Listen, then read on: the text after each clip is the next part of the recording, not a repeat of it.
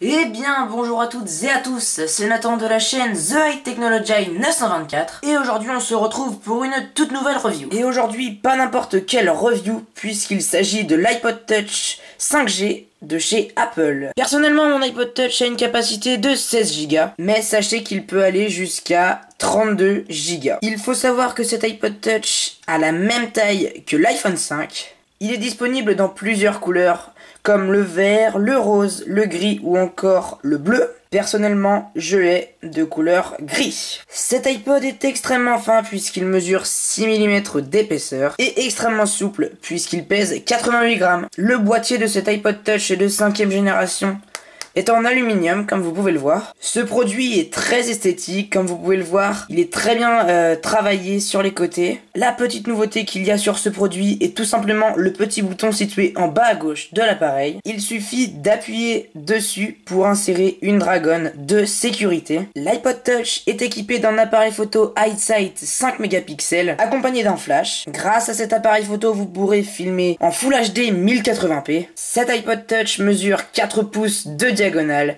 ce qui permet d'avoir 5 lignes d'application. Concernant le dessous de l'appareil, nous avons une entrée jack pour les écouteurs ou le casque. Au milieu, nous avons le dock Lightning qu'il n'y avait pas dans les versions précédentes de l'iPod. Et à droite, la sortie audio. Sur le côté gauche de l'appareil, nous avons les boutons pour régler le volume de l'iPod Touch. Et sur la face avant, nous avons le bouton Home qui ne change pas. Concernant les applications de base de l'iPod Touch, il y a quasiment les mêmes. Il faut savoir que cet iPod Touch de 5e génération possède Siri.